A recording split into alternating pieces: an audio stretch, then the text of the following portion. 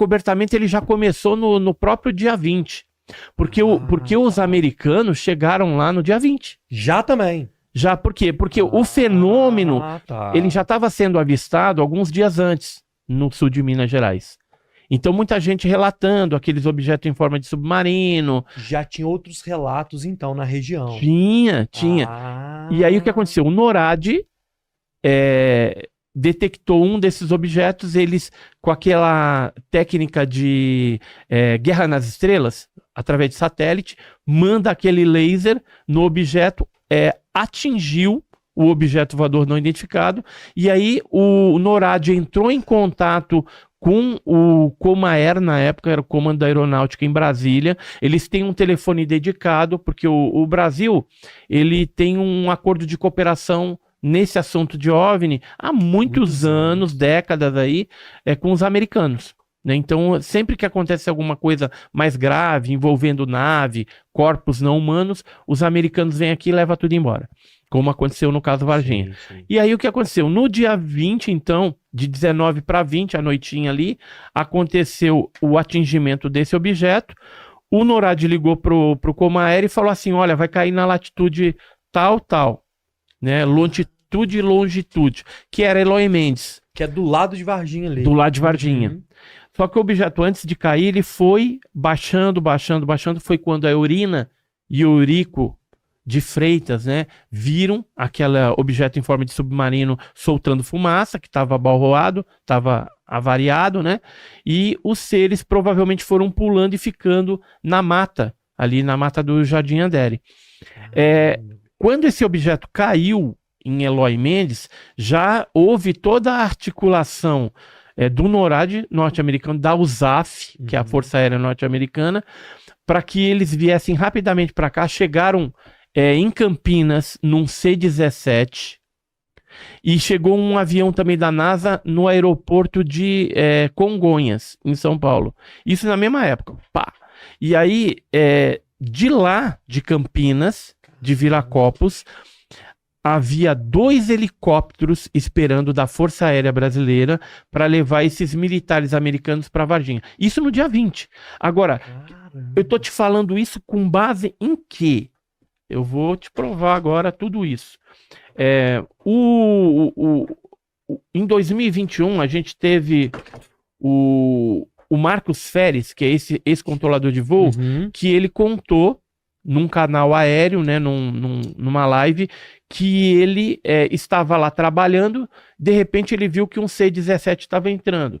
Esse C-17, na época, nós recebemos de um informante que ele pousou, né, em Campinas, estava aqui pelo Brasil. Essa aeronave, isso aqui é foto da época, de 96. Da aeronave? Essa aeronave. Vocês já tinham essa foto? Já tinha essa foto. Só não tinha essa confirmação. Só não tinha essa confirmação, porque essa confirmação veio em 2021. Ok. Então, Varginha era um quebra-cabeça que a gente vai juntando as pecinhas. Mas olha que coisa interessante. O Feres estava lá trabalhando, viu uma aeronave C-17, que é enorme, um cargueiro de tropa, entrando sem autorização no espaço aéreo brasileiro. E aí o que aconteceu? Ele, vou ligar pro chefe, invasão, é guerra, né?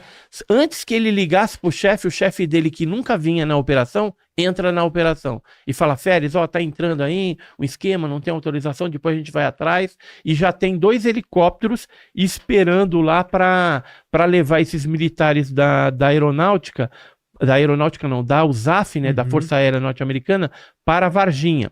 Esse aqui é um outro militar que depois apareceu para nós também, nós entrevistamos ele e ele nos deu quais foram os helicópteros que foram encaminharam esses americanos. E ele fala mais, ele diz que houve operação de logística da Força Aérea Brasileira no apoio aos americanos no dia 20, 21 e 22.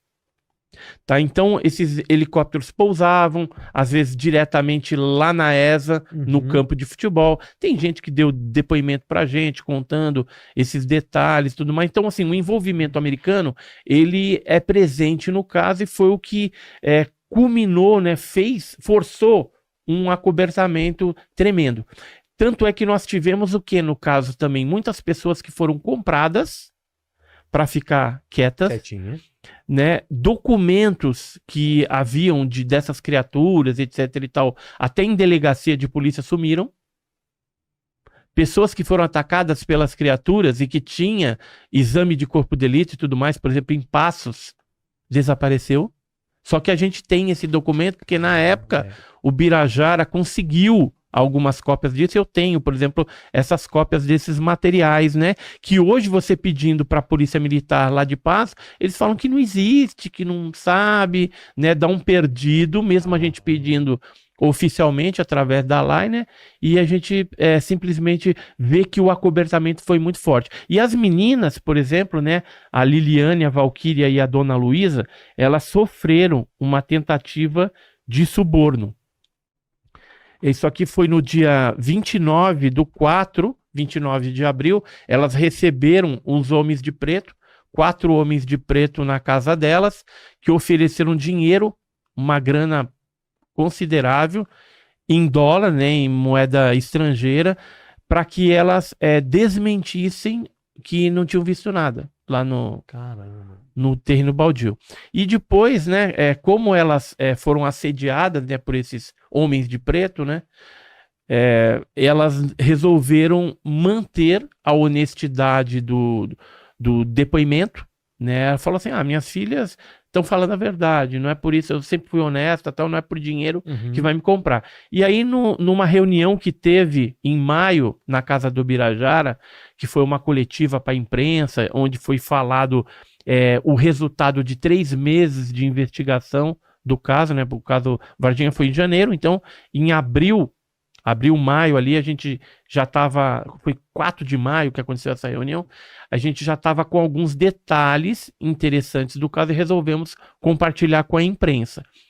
E aí elas fizeram a denúncia, né? Elas falaram da tentativa de suborno, Da coação ali, da né? coação que elas sofreram, tudo, e depois esses caras não voltaram mais na casa delas para falar alguma coisa, né? Porque elas pediram, né? A Dona Luísa falou, deixa um telefone, então, né? A gente vai pensar, né, nessa proposta de vocês e tal, mas eles não deixaram nada. Falaram, não, a gente encontra a senhora, pode ficar tranquilo. Mas isso fazia parte todo de um processo de acobertamento, de cala-boca, impetrado pelos americanos juntamente com a inteligência brasileira, né?